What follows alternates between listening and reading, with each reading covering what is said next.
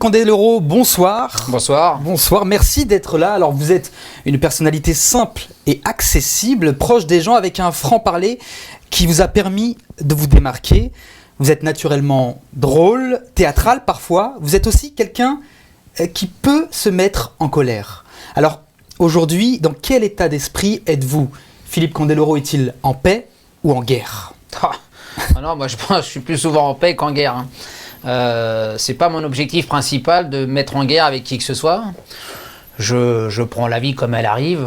J'ai tendance à penser que j'ai un destin qui est plutôt sympa.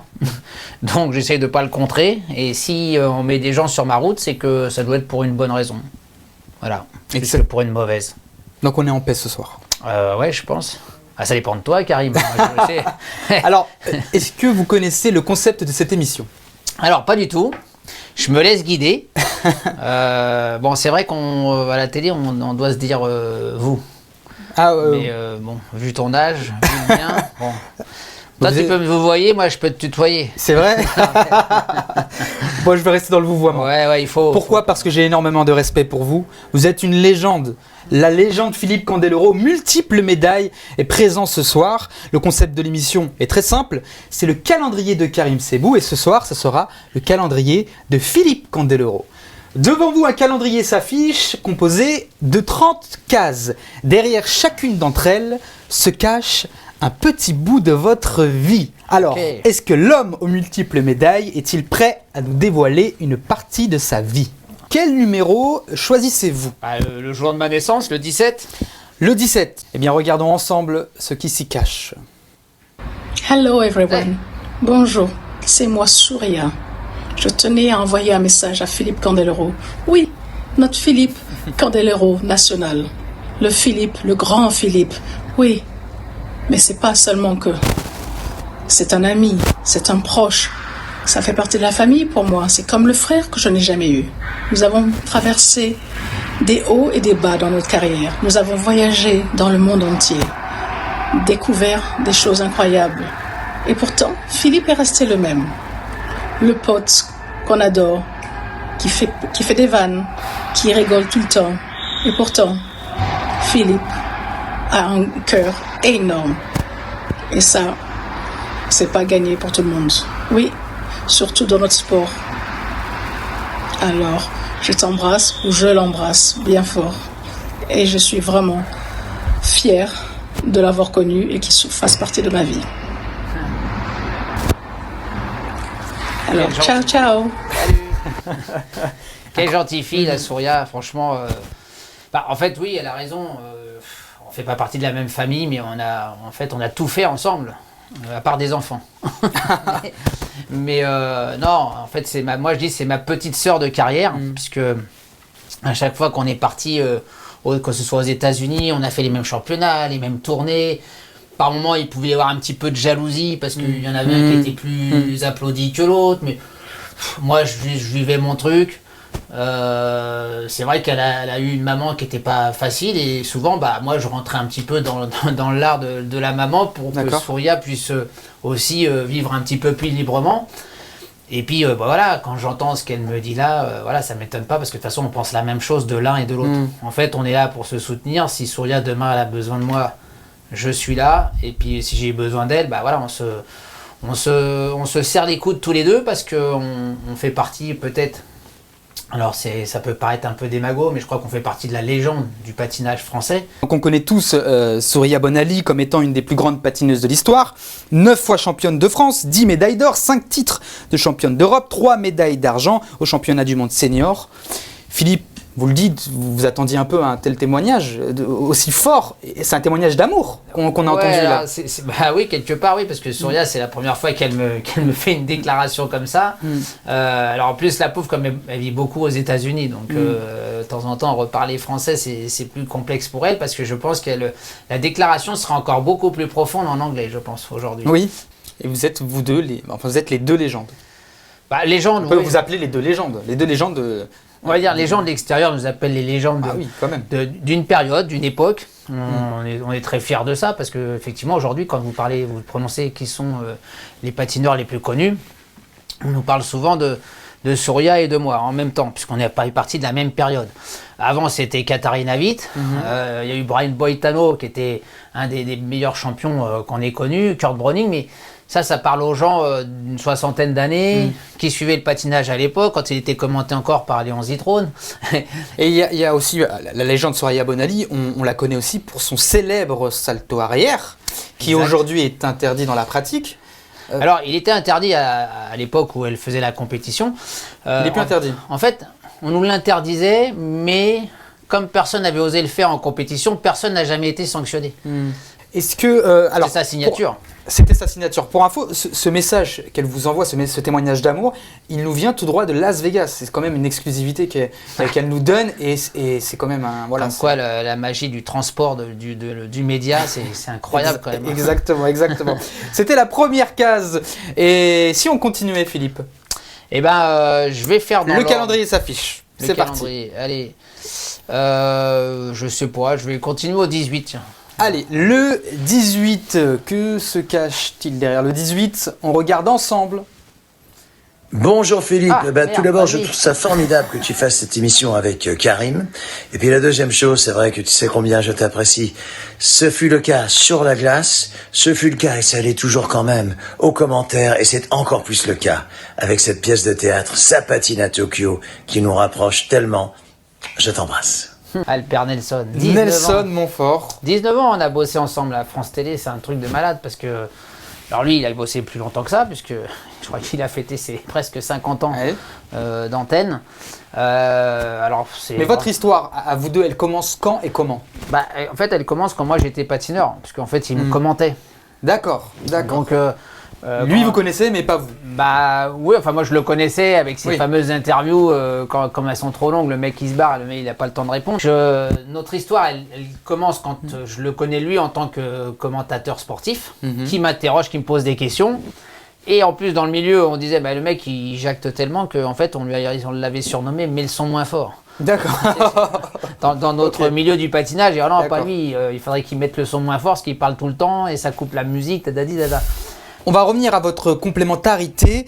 Vous avez dit Nelson et moi, on se comprend sans se parler. Comment vous l'expliquez, vous qui êtes si différents? Parce que, voilà, vous l'avez dit, je cite, lui c'est la classe et l'élégance, et moi le populaire et foufou. On nous a sûrement surnommé les Persuaders, tu sais, amicalement vôtre, cette fameuse série avec Danny White et Roger Moore. Oui. Et donc, du coup, on est un petit peu ce phénomène de... On est complètement à l'antipode l'un de l'autre. C'est très bien dit. Alors, Nelson a dit que c'est votre franc-parler qui vous a permis de devenir un peu ce présentateur vedette sportif. Est-ce que vous êtes d'accord avec lui sur ça? C'est mon franc-parler qui m'a fait en fait apprécier par le public, parce qu'à l'époque, j'étais le contraste de ce qui se passait. C'est-à-dire que je suis arrivé avec ma façon de parler, petit parisien, franchouillard, et s'il avait envie de dire merde, il disait merde, s'il avait envie de dire cette nana elle est bonne, tu disais elle le disait.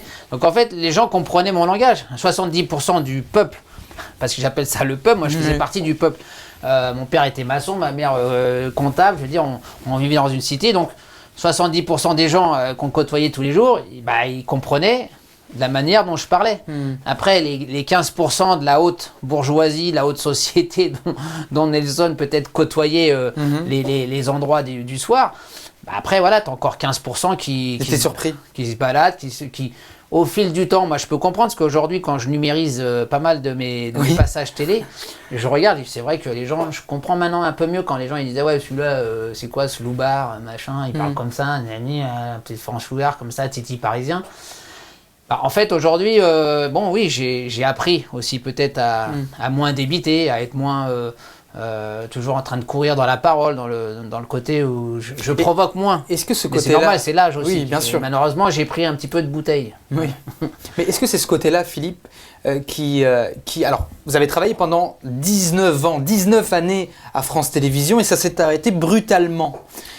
Ouais, brutalement, on va dire que ça faisait 2-3 ans qu'on se posait la question. Même moi, hein, d'ailleurs, je boostais Laurent-Éric Lelay, notre boss au sport, de dire, mais alors, qu'est-ce qu'on peut pas faire autre chose là? On fait toujours la même chose, ça fait 18 ans qu'on fait toujours la même chose, la même façon de présenter. On a même régressé parce qu'à un moment donné, nous, on avait des plateaux télé en plein bord de piste. Et c'était dû à quoi ça? Pourquoi on supprimait ces moyens? Je sais pas, c'était pour faire des économies certainement.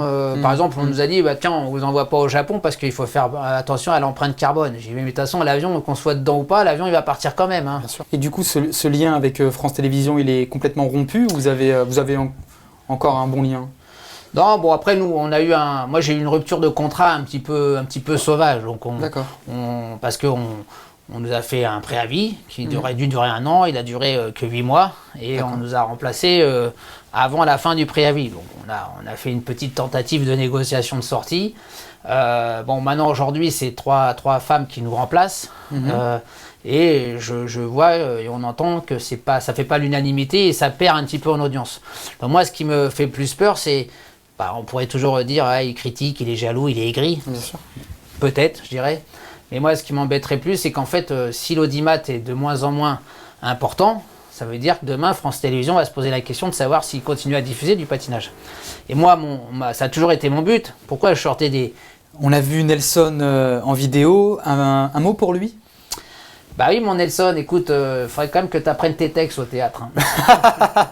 Mais non, je déconne. On y reviendra moi, après. Nelson, qu'est-ce que je peux te dire? Je peux juste te dire que tu m'impressionnes tout le temps parce que déjà, t'as une pêche à j'en faire. Bon, ok, t'as que 25 ans.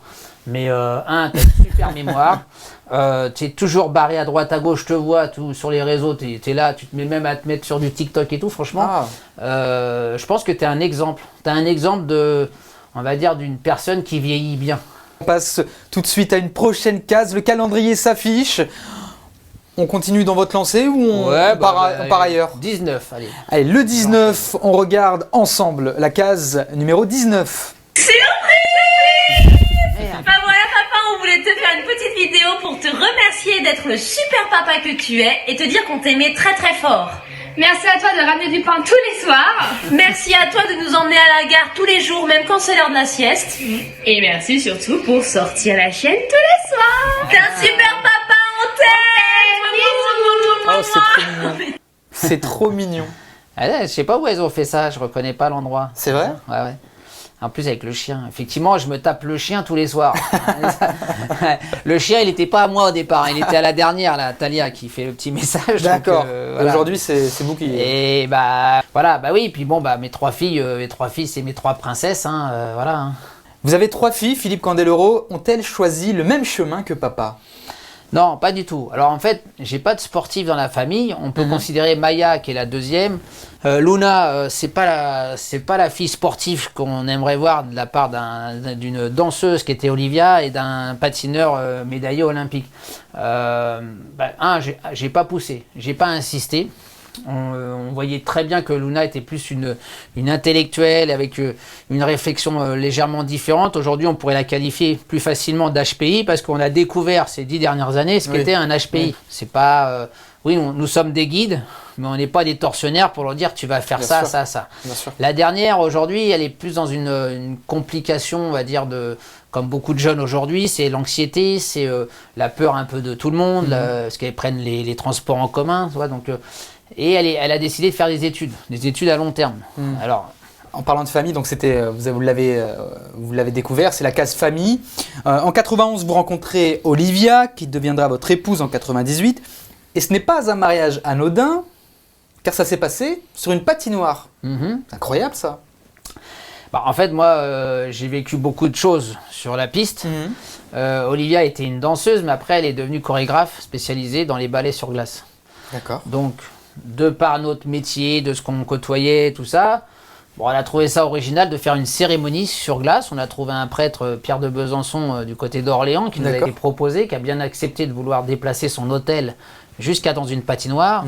Olivia ayant de la famille juive, on s'est dit, si on fait ça dans une église, parce que moi je suis chrétien, elle est d'origine juive, mais de par son père, pas par sa mère. D'accord. Donc, du coup, on s'est dit, si on fait ça dans une église, la famille d'Olivia, des oncles et tantes, ne pourront pas rentrer. dans l'église. Et là, ils peuvent. Et là, du coup, en faisant ça, ils me demandaient si on allait devoir faire venir un rabbin au Caucase. Et la famille a dit non, écoutez, ça ressemble à rien parce que dans une patinoire, le rabbin, il n'a pas son. Voilà, c'est pas un endroit où ça changera rien pour nous, que vous le preniez ou pas. Voilà. Donc, ça a libéré un petit peu l'organisation parce que c'est pas si simple que ça. Sûr. Philippe, vous n'avez pas répondu à ma question. Lequel de ces deux événements? Ouais, mais je peux pas répondre à ta question. Pourquoi? Parce qu'en fait, c'est deux événements complètement séparés et différents de ce qu'on ressent. Ouais. Moi, d'un côté, c'est la fin de ma carrière amateur avec une très belle deuxième médaille olympique. Et l'autre côté, c'est l'amour qu'on scelle à travers un document, un papier, une famille. Voilà. Et puis 1 an et demi plus tard ou 2 ans après, on a notre premier enfant. Donc on peut pas choisir. Non, on peut pas choisir parce que c'est déjà, je pense que ça serait idiot de choisir. Les deux ont été importants et pour ça j'ai parlé aussi de Nîmes. C'est que Nîmes marque le départ aussi de notre envie de produire à moi et Olivia, parce que même si c'est moi qui ai financé, c'était notre patrimoine qu'on investissait, parce qu'elle elle investissait avec sa tête, sa création. Moi je mettais l'argent, mon énergie, le patin, le truc. En plus, comme je suis pas du genre à regarder les gens bosser, je mettais la main à la pâte. Donc non, c'est tout un ensemble, mais effectivement 98 est une année mais super chargée. Très belle année. C'était la case famille, on continue, le calendrier s'affiche. Philippe, quelle case choisissez-vous? Alors, du coup, elles sont pas coloriées, donc on sait plus ce qu'on a dit après. La 20. Le 20, on regarde ensemble le numéro 20. Oh! T'as vu un peu là, la tenue et tout? Et qui c'est? C'est moi. On me reconnaît pas. Hein. Et encore, si on a une photo où je suis encore plus jeune. Vous avez quel âge? Là, j'ai 8 ans et demi, 9 ans. Peut-être 10. Vous aviez quoi dans la tête à 8 ans, 9 ans? Là, à ce moment-là, pas quand grand-chose comme aujourd'hui. Hein. Vous pensiez devenir ce que vous êtes aujourd'hui? Non. À ce moment-là? Non, à cet âge-là. À cet âge-là, moi, je me sens un enfant privilégié parce qu'on me dit tu vas quitter l'école normale. Je sors du CP, hein, et là on me dit, tu vois, l'année prochaine au CE1, tu vas patiner 6 heures par jour, tu vas faire 3 heures de scolarité, tu vas manger avec la cantine qui va être déposée à la patinoire, tu vas faire ta journée complète à la patinoire, avec des tennisman, avec des nageurs, puisque... Mais ça tombe bien là, pour vous me parlez d'école, parce qu'en cherchant bien, j'ai appris que vous n'aimiez pas l'école. Non, mais qui vous a dit ça? C'est faux? C'est pas que j'aimais pas l'école, c'est qu'à un moment donné... Alors on m'a dit que vous étiez un élève au caractère énergique et dissipé. Alors, je ne sais pas qui a pu vous dire ça, parce qu'à l'âge où on voit la photo, je pense que plus personne n'est capable de vous le dire, parce que je pense que mes professeurs sont déjà décédés. D'accord. Mais à cet âge-là, c'est pas que j'étais dissipé, c'est que on m'a fait un choix de vie complètement différent par ce destin où quand je viens essayer le patin pour la première fois, on fait une sortie de classe avec le CP et c'est l'entraîneur qui deviendra mon prof de toujours, Monsieur Brunet, qui me dit, il dit à la maîtresse, gamin il est doué, il faut me l'amener. D'accord. Il faut présenter-moi ses parents, il faut qu'ils viennent au club et tout le tralala. Et même pas 6 mois après, je me retrouve donc dans cette fameuse école de glace où je vais passer ma journée complète à patiner. Donc les études même, on dit il faut quand même un minimum. J'étais au CNED, je ne sais pas si vous connaissez le Centre National d'Enseignement à Distance, qu'on appelle le CNED. C'est 3 fois supérieur à l'enseignement qu'on a à l'école. Donc en moins de 3 heures, j'avais l'équivalence de quelqu'un qui passait le cul assis sur une chaise pendant 8 heures à l'école normale. Tu vois ce que je veux dire? Oui. Les mentalités ont changé. Les mentalités ont changé, le regard les uns sur les autres, il est devenu plus sévère. Et puis aujourd'hui... Aujourd'hui, Philippe, est-ce qu'on peut, dans la rue, dire à une femme qu'elle est belle? Non, justement, c'est compliqué. Parce que quand vous dites qu'elle est belle, la nana, elle peut dire attends, lui, qu'est-ce qu'il fait? En fait, il fait de la drague, il fait du harcèlement. C'est comme avant, il dit tu me files ton 06. Déjà, c'est pas 0, oui, c'était 06, pas 07. Tu me files ton 06, c'était relou des fois pour les nanas. En plus, les jolies filles, elles se faisaient souvent accoster. Mais aujourd'hui, les hommes ont peur. On peut plus faire ça. Je pense qu'il y a un problème dans la séduction, dans la drague, même beaucoup de femmes, parce qu'il y a les femmes et puis il y a les féministes, tu vois. Les féministes, souvent, elles appuient un peu trop, ce qui fait que ça agace aussi les femmes qui aimeraient bien se faire draguer. Tu vois, donc, en fait, tout le monde est paumé. On est paumé parce qu'on ne sait plus trop comment dire bonjour, tenir la porte à une dame pour être galant, en fait. Tu vois une dame dans l'avion qui galère avec sa valise. Ah, tu te lèves, tu dis je vais vous aider madame. Des fois tu te fais engueuler parce que tu as voulu aider la dame. Tu vois et puis il y a des gens qui vont se permettre de dire ouais j'ai vu il a agressé la dame, il a voulu lui piquer sa valise. Ben non, j'ai voulu l'aider à la mettre sur le... Bon voilà, c'est juste que c'est compliqué aujourd'hui pour tout le monde de savoir comment se comporter, quoi dire, quoi C'était mieux faire. avant. Bah on a tendance à être, quand on dit ça, on a tendance à paraître pour des vieux cons. Mais je pense qu'avant on avait plus de simplicité dans la vie. Et les gens étaient moins stressés, moins agressifs. Et puis on avait peut-être finalement plus de savoir-vivre parce qu'on prenait beaucoup de choses à la rigolade. Alors encore une fois, je ne cautionne pas les enculés, les enfoirés qui ont profité. Oui, bien sûr. Mais c'est intéressant ce que vous dites, Philippe. Est-ce que vous, qui avez ce franc-parler lorsque vous faisiez les événements sportifs, est-ce qu'aujourd'hui vous pouvez réitérer les mêmes propos que vous avez eus il y a 10 ans? Bah non, pas du tout. En fait, on peut pas parce qu'on a une minorité de gens qui, à travers ces machins, d'ailleurs Nelson il dit ça c'est les fléaux sociaux. je trouve intéressant qu'il dise ça parce que il y a 3-4 personnes qui vont commencer à vous critiquer, ceux qui vous aiment bien vont vous défendre, et puis les gens vont se cogner dessus, alors que toi, tu y es pour rien, tu t'es juste exprimé d'une manière dont tu pensais que c'était... c'est ce que je disais tout à l'heure, je suis pas méchant comme garçon. C'est-à-dire quand je fais un compliment ou quand je commente une scène, effectivement la nana elle perd sa bretelle de soutien-gorge, tu dis ouais finalement le sein il est beau. Et donc avec de quel droit Philippe il se permet de commenter un sein qui est à la télévision quand Sophie Marceau elle perd son... Moi je trouve le sein tellement joli que je reste subjugué par la beauté du moment et pas en disant oh, putain fais chier, elle aurait pu mieux mettre sa bretelle, toi. Je suis pas en train d'accuser, toi. Je sais pas, moi j'ai envie de pouvoir être libre de nos expressions sans forcément que tout soit pris au premier degré, parce que moi j'ai jamais fait du premier degré, j'ai jamais insulté personne. Peut-être ça peut déranger parce que effectivement j'ai bien compris après quand on m'a dit mais tu peux pas faire des commentaires sur le physique d'une fille qui patine. Effectivement, je peux me mettre à la place de la patineuse, mais en même temps, regarde aujourd'hui en athlétisme, toutes les filles en athlé aujourd'hui, elles se maquillent, elles sont jolies, c'est une plastique superbe, c'est presque des mannequins. Je dis même maintenant les lanceuses de poids. C'est plus les nanas qu'on voyait à l'époque. Merci Philippe. Le calendrier s'affiche. Un prochain numéro pour découvrir allez, le 2. Le chiffre 2. Salut tout le monde. Ce matin, un petit passage vers un endroit que je connais bien. Regardez, la patinoire Philippe Candeloro à Colombes. Toujours rien du tout dans cet équipement. Ça fait maintenant 3 saisons que le patinage n'a pas repris à Colombes. Et ça fout un petit peu les boules parce qu'on voit ce bâtiment qui commence un peu à vieillir. Il n'y a pas d'allée et venue, donc forcément ça fout un peu le cafard, quoi. Voilà. Mais j'ai dit tiens, je vais passer faire un petit tour chez moi pour voir ce que ça donne. Anciennement chez moi. Voilà, vous voyez à l'intérieur. Pourtant le bâtiment est encore nickel, hein. Il n'y a pas. En fait, il y a une volonté politique. Il y avait une volonté politique qui aime le sport et le patinage, discipline pratiquée par 95% de femmes. Il n'y aurait pas grand-chose à faire pour que cette patinoire reparte. Voilà. Mais ça va être un vaste sujet pour la prochaine campagne électorale de Colombes et puis surtout pour celui qui sera le prochain maire. En tous les cas, celui qui voudra faire rouvrir cette patinoire aura tout mon soutien. Allez, bonne journée à tous. Salut. Qu'avez-vous à dire au maire quand vous revoyez ce coup de gueule qui, on le sent, vient du cœur?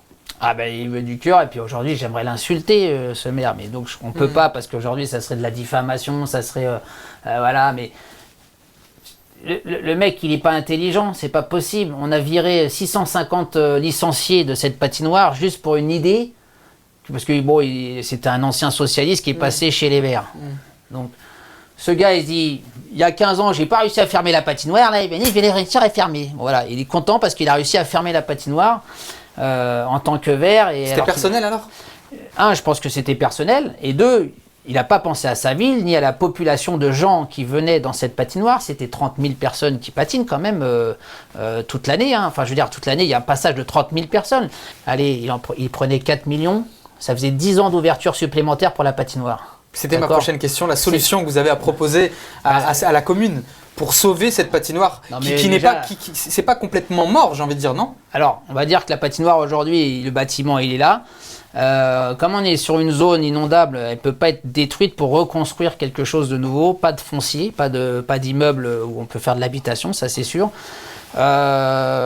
Déclassé, bon, il est à 4 mois des élections. 4-5 mois des élections, je ne suis pas convaincu que ça serait une solution. De toute façon, que ce soit lui ou un prochain maire, ce que j'espère, parce qu'en fait, les discussions avec lui, forcément, il a fermé cette piste qui, 2 ans avant, porte mon nom. J'ai fait toute ma vie dans cette patinoire. Vous l'avez rencontré? Bah oui, plusieurs fois, on a essayé de trouver des solutions. Mais il avait rien envie d'écouter, en fait. Il avait son idée en tête. Vous lui avez dit qu'il y a des milliers de personnes derrière vous? Oui. Mais il s'en fout. Il m'a dit, moi, je lui ai dit, mais vous vous rendez compte que quand vous allez fermer, mais ça va être, on va vous défoncer, on va vous dépouiller. En fait, il dit, alors, je m'en fous, hein, je veux dire, demain, les Colombiens passeront à autre chose et puis ça sera tout. Sauf que, de toute façon, cette patinoire, elle ne peut pas réouvrir en l'état. Il faudra penser à réouvrir en mettant un multiplex. D'accord. Mais en conservant quand même la glace, puisque on a un site extraordinaire sur le parc Île-Marante. Alors avant, l'ensemble des équipements était traversé par une zone qui appartenait à la ville et une zone au département. Donc ils ne pouvaient pas faire n'importe quoi. Mais aujourd'hui, tout le schéma cadastral a été redispatché. Donc effectivement, aujourd'hui, les maires ont le plein pouvoir de décider d'ouvrir ou de fermer leur équipement sportif. Et malheureusement, personne ne peut rien avoir à dire. Mais je reviens sur un truc que j'ai dit à RTL il n'y a pas longtemps. C'est que on ne peut pas se réjouir d'accueillir les Jeux Olympiques en 2030 si demain il y a 15 patinoires qui ferment. D'autant en région parisienne, on n'est pas à la montagne ici. On permettait quand même à aller à 650 licenciés à Colombes, à Boulogne qu'ils ont fermé aussi, c'est 1200 licenciés qui ont été mis à la rue du jour au lendemain pour mettre des paddles à la place. Et Philippe, comment vous l'expliquez ce manque d'intérêt qu'il y a à votre sport de cœur? Bah, le manque d'intérêt, c'est parce que les gens ne pratiquent pas ou ils n'ont pas de la famille qui patine. Je suis le seul médaillé de la ville de Colombes, la seule médaillée olympique de la ville de Colombes. Même pas une demande, même pas une invitation, même pas pouvoir défiler dans la ville dans laquelle j'ai grandi. Mais parce que le mec, il m'a dit, je pense qu'il a pensé que, est-ce qu'on invite Philippe à faire ça? Il va nous envoyer chier. Parce qu'on s'est pris la tête, parce qu'il a fermé la patinoire. D'accord. Donc forcément, parce que c'était au maire de choisir. Il aurait pu vous choisir, vous? Il aurait pu décider de me faire courir. Je veux dire, il y a plein de Colombiens qui ont couru avec la flamme dans les mains. Alors ils ont dit, ouais, mais c'est parce que comme tu l'avais déjà porté à Chamonix, j'ai pas porté la flamme à Chamonix. À Chamonix, j'ai dit, tiens, prends la flamme. On a fait un petit tour comme ça. On n'avait pas de numéro, on n'avait rien. Donc en fait, tout ça, c'est de l'injustice. Ça, c'est de la stupidité de dire, ah ouais, on est content quand tu fais des médailles, on te tape sur l'épaule, mais quand 30 ans après, on te prend pour de la merde. Donc comment tu veux motiver les jeunes à faire du sport, à dire être respectés, si 30 ans plus tard, on nous traite comme de la merde, on n'a pas de retraite, on n'a rien, voilà, tout le système du sport en France, il faudrait le revoir, le sport-études, l'aspect social, fiscal aussi, tout ça, c'est mal géré. Alors oui, on s'est tous bien amusés avec Paris 2024, on a fait une super fête du sport, Estanguet, il a tout fait bien, sauf qu'il n'a pas pris soin de ses athlètes olympiens laissés sur le côté, puisqu'on n'a pas pu vivre les émotions d'une telle fête sportive, et ça m'a foutu les nerfs. J'ai mal vécu, comme David Guetta qui voit tous ses potes DJ en train de mixer au Stade de France pour la cérémonie de clôture. Le DJ le plus mondialement connu, il est même pas invité, le type. Putain, et ça, moi je peux comprendre. Là, j'ai vu encore un truc ce matin sur Google qui dit j'ai mal vécu 2024. Et ben moi aussi, j'ai mal vécu Paris 2024 malgré la réussite globale. Il y a comme un manque de reconnaissance. En tout cas, Philippe, on parle de cette nouvelle génération, de cette nouvelle époque. Si je vous dis wokisme, vous me dites quoi? Le wokisme, c'est quoi? C'est la décadence globale d'une sexualité super développée qu'on avait à l'époque peut-être dans les clubs échangistes qui se déploie un petit peu partout. Et puis de l'autre côté, on s'offusque d'avoir dit « Madame, vous êtes jolie ». Tu vois ce que je veux dire? Oui. C'est-à-dire que le wokisme, c'est... Pas de poids, de mesure. On va essayer de te donner des leçons sur la manière de te comporter, la manière de... Et puis de dire « Allez, laissons la liberté d'expression plus sexuelle ou son orientation sexuelle s'exprimer à travers un peu parfois tout et n'importe quoi. Je peux comprendre aujourd'hui que dans le monde dans lequel on le vit, dans les hormones qui se baladent dans les airs aujourd'hui, ça puisse venir perturber finalement notre système. Et vous ne le comprenez pas, le wokisme, Philippe? Non, parce qu'on nous l'impose. D'accord. En fait, c'est souvent des minorités qui veulent qu'on parle d'eux en majorité. Et du coup, je trouve que la majorité se trouve de plus en plus aussi perturbée. Regarde les jeunes aujourd'hui, j'ai l'impression qu'à 14 ans, ils ont tout fait. Et comme le wokisme est très présent dans leur quotidien, ils se disent, bah alors moi je suis quoi? Moi du coup je suis un homme, une femme, je dois faire ci, je dois prendre ça. Donc en fait, comme on a plusieurs options, le choix est beaucoup plus difficile à faire. Le questionnement est plus difficile. Après, qu'est-ce que c'est que le wokisme aujourd'hui? Tu vois, moi on me traite souvent de sexiste parce que j'ai souvent complimenté les femmes. Parce qu'à la télévision, oui, j'ai des blagues grivoises. Et alors, si on n'a plus le droit de rire de... Alors, avant, on pouvait rire de tout. Ça, c'était peut-être la différence. Les beurs, ils pouvaient faire des blagues sur les Français, on pouvait faire des blagues sur les beurs ou sur les blacks, et il n'y avait pas de problème.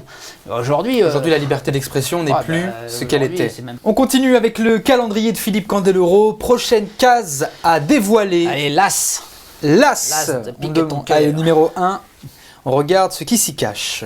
Philippe est authentique, fidèle à son sport, à son entraîneur, à sa famille, à ses amis, mais rebelle aussi, il a toujours su défendre ses idées, quitte à se fermer certaines portes. Alors oui, on a fait pas mal de bêtises ensemble depuis plus de 33 ans, mais c'est un garçon qui a une grande sensibilité, ce qui est sans doute l'une des qualités les plus importantes pour un artiste.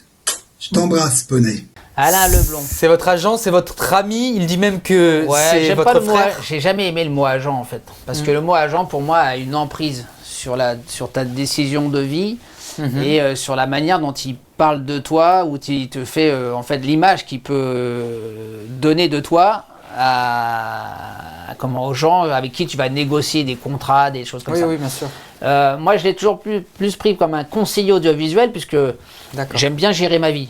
Donc je peux avoir besoin de ces services, besoin en fait d'intermédiaires, de gens qui vont aussi, à qui je vais pouvoir déléguer. Et donc voilà, c'est pour ça que le mot agent m'a toujours un peu réfracté comme ça. J'étais un peu voilà. Et du coup, j'ai préféré, pour pouvoir conserver et travailler avec Alain, on a dit c'est conseiller audiovisuel. Dès que ça touche à la télévision, tu prépares, tu discutes avec les gens, tu prépares les émissions en amont. Moi, comme ça, je suis pas au courant, ça reste spontané. Mais comme il me connaît bien, avec qui on a fait quand même un DVD de toute ma life, on a fait un bouquin qui s'appelle De A à Z. Candeloro, rebelle et fidèle, on l'a écrit à 80. Et en ce moment, on écrit un nouveau bouquin pour dire 50 nuances de Candel. Voilà. En fait, j'arrive à 53 piges et déjà il a 3 ans de retard ce bouquin, mais parce que malheureusement le temps passe tellement vite. On va y venir avec le bouquin, Philippe. Avant tout, ce conseiller audiovisuel, il vous considère, on l'a entendu, comme un frère. C'est réciproque. C'est quelqu'un qui m'a beaucoup accompagné. Et c'est une personne à qui j'ai toujours dit, bon, si jamais tu vois que j'ai la grosse tête, n'hésite pas à me mettre un pain dans la gueule, comme ça je reviens un petit peu dans le droit chemin. Bon, il n'a pas eu besoin de le faire, mais c'est quelqu'un avec qui j'ai construit ma carrière médiatique, dans le sens où on avait des débriefs. On se faisait des débriefs. Qu'est-ce qui était bien, qu'est-ce qui n'était pas bien? Est-ce que tu penses que c'est bien que je fasse cette émission ou pas, machin et tout ça. Alors après, parfois, il y a aussi la dérive de prendre un peu trop de liberté, un peu trop d'importance pour exister, comme les attachés de presse. Si tu veux, les attachés de presse, on a toute confiance en eux, mais eux, ils ont besoin de se valoriser aussi par moment. Donc, parfois, ils oublient de savoir qui est l'artiste. D'accord. C'est souvent que Alain, en plus, en tant qu'ex-journaliste, il a beaucoup bossé à France Télévisions. Je pense qu'il a perdu sa place à France Télévisions parce que les gens ont su qu'il bossait avec moi. Et ils pensaient qu'il gagnait beaucoup de millions avec moi, alors qu'en fait, lui, il faisait ça, bénévolement, parce qu'à l'époque, tu faisais de la télé, c'était pour faire ta promotion. Tu ne venais pas pour prendre des chèques à chaque fois que tu passes à la télé. Donc, je pense qu'il a perdu sa place à cause de ça. Et quand tu es journaliste... Ça vous a touché, ça? D'apprendre ça? On n'a jamais eu la certitude, mais tous les deux, on pense que c'est la réalité. Et je pense qu'un journaliste, ou quand on a aussi, en ce moment, je travaille avec Cécile Laligan pour la programmation des émissions pour faire parler de sa patine à Tokyo. Quand tu étais artiste, quand tu étais journaliste, tu étais à la place de l'artiste que tu représentes aujourd'hui. Donc il n'y a pas une forme de jalousie, mais une petite envie de continuer à exister. Donc forcément, il y a une exigence de valorisation qui peut parfois peut-être être malaisante. Voilà. C'est pas des reproches que je fais à ces personnes-là, parce que si on bosse ensemble, c'est qu'on les apprécie. Mais effectivement, il faut toujours être vigilant, l'un pour l'autre ou l'un comme l'autre. Voilà. Vous l'appréciez, vous avez dit, bon, c'est plus qu'un ami. Aujourd'hui, Philippe Candeloro a-t-il beaucoup d'amis? Alors, il faut différencier copains et amis. Des amis, j'en ai très peu. J'en ai perdu pas mal à cause du pognon, souvent. C'est-à-dire que tu fais confiance ou parce que les gens pensent qu'en te côtoyant et avec le temps, en fait, tu dis, c'est des gamins. On était gamins ensemble, on a grandi ensemble. Et quand ils s'aperçoivent que finalement, c'est pas parce que tu es à mes côtés que tu vas devenir, que tu vas t'enrichir, souvent, il y a bon, bah, c'est bon, les mecs, ils lâchent prise. Ou alors, ils te font un enfant dans le dos. Ou un qui te drague ta femme le jour du mariage. Enfin bref, des trucs comme ça. Voilà. Mais bon, c'est toujours vexant quand toi, tu as donné ta confiance et que tu as grandi avec des gens pendant des années et que tu, je sais pas, toi, tu donnes toute ta confiance, quoi. Quand tu es ami, tu donnes toute ta confiance. Bien sûr. Un copain, sur une main, vous l'avez? Un copain, tu t'amuses. Un copain, tu t'amuses. Si demain, c'est plus ton copain, c'est moins grave, si tu veux. C'est un passage dans la vie. Un ami, c'est plus compliqué. C'est un ami, il faut que tu aies confiance, il faut que la confiance soit mutuelle, il faut qu'il y ait de la loyauté, il faut que tu rends service, tu peux rendre service. Enfin, tu vois, il y a vraiment, c'est des notions complètement différentes. Candel, rebelle et fidèle avec Alain Leblond, figure libre en 2012. Qu'avez-vous à leur dire à tous ces haters? Les haters. En plus, je parle anglais, tu vois. Avec l'accent, c'est mieux.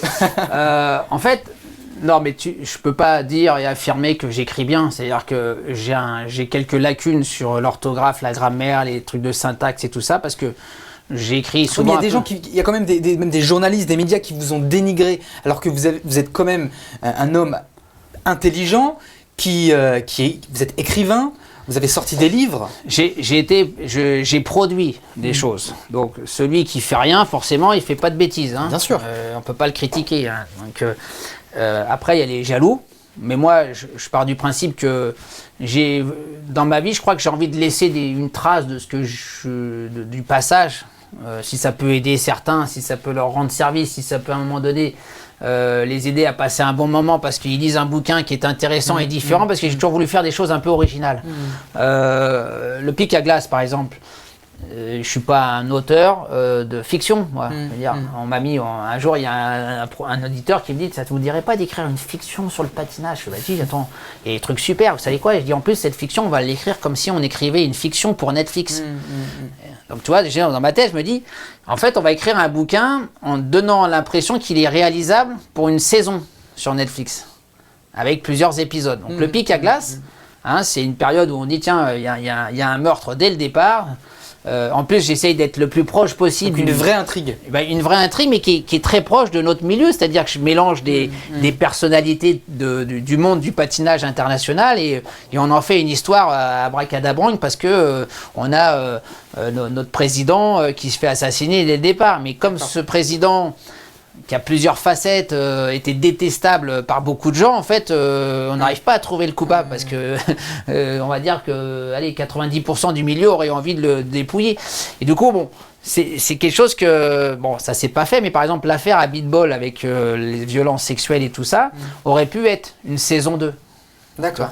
C'est-à-dire que je voyais très bien, parce qu'à chaque fois qu'on parle de patin, on regarde le sport. On ne regarde pas la beauté du spectacle. Le spectacle n'intéresse presque personne, alors qu'en fait, qu'est-ce qui remplit les salles? Ce sont les spectacles, plus que les compètes. Les compètes, c'est souvent les parents, les grands-parents qui viennent voir leur progéniture faire la compétition. Sur les Jeux Olympiques, oui, tu as plein de monde, ils sont là et c'est génial. Les médailles. Il y a une ambiance quand même phénoménale aussi. Mais le côté spectacle, le côté où on a envie d'explorer autre chose, il faut que le patinage, il a cette puissance-là, que ce soit du hockey sur glace. Là aussi, tu peux faire une saison 3 avec le hockey sur glace. Il se passe tellement de choses. En fait, si tu veux, tu dois faire venir les gens qui n'ont aucun intérêt pour le monde de la glace dans une histoire ou un univers un peu différent à coller, qui vont les faire aimer la glace. C'est très intéressant. Moi, c'est mon il y a un but derrière ce livre. Il y a toujours un but. Et il y a toujours ce dénominateur commun qui est votre sport de cœur, le patinage. Le sport de glace. Et c'est très important parce Sport que de sur une glace. patinoire, on fait du hockey, on fait de Oui, la luge, du exactement. skeleton, du curling. En fait, on fait tellement de choses sur une patinoire. Il y a même des circassiens maintenant qui peuvent faire des choses. Donc en fait, on a un univers qui fait rêver les gens quand ils nous regardent parce qu'on a l'impression de survoler. On emmène les gens avec nous, on les fait rêver. Donc si ça va bien pour le monde de la glace, ça ira bien pour moi. Donc mon objectif, c'est pas que ça aille bien pour moi, pour éventuellement que ça aille bien pour la glace. C'est plutôt l'inverse. Voilà. J'ai entendu dire que vous étiez sur un livre intimiste, vous en avez parlé tout à l'heure, 50 nuances de candelle. Ouais, bon, là, c'est pour faire une petite référence à 50 nuances degrés, si tu veux, mais on n'est pas autant aussi proche que 50 nuances degrés, mais c'était pour jouer sur le titre, je trouve. En fait, ce qui est intéressant, c'est que les questions qu'on me pose dans ce livre, et c'est Alain qui me les pose, et qui, quand je dis, c'est pas moi qui écris, parce que je fais mes premières trames, et puis après, il y a une petite correction, une relecture, on fait un aller-retour, au moins on fait 2 allers-retours sur l'ensemble des questions. Mais la manière dont il va me poser la question, parce qu'il va me la poser d'une certaine manière, qui va m'amener une réponse. Et moi, je m'étais dit, comment j'aurais répondu à 20 ans, et à 40, et à 50. Ah, Donc en fait, si tu veux, je me dis, waouh, c'est vrai que j'ai pas le même âge en fait. Donc on m'aurait posé la question à 20 ans, je veux dire, comment on fait pour vieillir? Que tu me parles, toi j'ai que 20 ans. exactement. Quand tu me demandes comment je vais vieillir, j'en ai rien à foutre, je pense même pas à la retraite. Alors qu'à 50, la réponse est complètement différente. Oui, ça me fait chier de vieillir, comme tout le monde. Ça patine à Tokyo, on vous retrouve sur scène dans une belle tournée avec Nelson Montfort. C'est votre actualité. Les dates, c'est bientôt. Bah oui, on a pas là, il faut aller sur le site de Ça patine à Tokyo. Vous avez commencé janvier dernier, c'est ça? On a même commencé en avril 24. D'accord. Voilà. Ah, d'accord. Et La là, ça première, continue. la première date de test était en avril 24 à Saumur. On va même jouer la pièce à Tahiti. Ah, d'accord. Alors là, c'est plus difficile parce qu'on peut pas emmener le décor qui Oui, nous suit oui, oui. habituellement. C'est magique. On va jouer le côté un peu kitsch de la pièce parce que quelque part, nous on se prend pas trop la tête. On est là-bas pour aller commenter un championnat du monde et puis on découvre un corps inanimé dans ma salle de bain à 7h du matin alors que j'ai pas beaucoup dormi et Nelson il est frais comme un gardon. Mais du coup, et en plus, cette personne inanimée n'est autre que le champion de patinage français qui doit faire la compète le soir pour défendre un titre mondial. Et donc il y a tout un tas de quiproquos derrière. S'il vous plaît, merci. Ça patine à Tokyo, donc on vous invite, chers téléspectateurs et auditeurs, à aller sur le site pour arracher votre ticket, parce qu'il y a encore plein de dates. Or, Tahiti, c'est un peu loin pour moi, Philippe. Non, mais il faut aller sur le site de Philippe Delmas Organisation, et là, vous allez tomber sur Sa patine à Tokyo, vous allez avoir toutes les dates des villes où on passe aujourd'hui. On espère un petit Avignon l'été prochain, en juillet prochain, et puis ensuite, pourquoi pas juillet-août, pouvoir jouer à Paris, puisque plus on va faire des dates enchaînées, plus on va pouvoir aussi améliorer cette pièce qui a un potentiel énorme. Génial, on a hâte de découvrir ça, en tout cas, à la réalisation. C'était les studios VL Media. On remercie la production Scroll TV Radio. Pour nous, on se retrouve vendredi en direct pour Ça va scroller. Merci Philippe, ça a été un honneur de vous recevoir. Merci, une Karim. légende comme vous êtes. Exactement. Urban Legend. Urban Legend. Mercredi prochain, ce sera Julien Dassin, fils du légendaire Joe Dassin, qui sera sur ce plateau. En attendant, je vous invite à être du bon côté. Car dans ce monde, il y a 2 sortes de personnes. Ceux qui croient en leurs rêves, qui vont tout donner pour y arriver, qui même en tombant, même en se blessant, vont se relever. Et il y a les autres personnes. Moi, je vous invite à faire comme ce qu'a fait Philippe Candeloro, croire en ses rêves. À bientôt pour un prochain calendrier.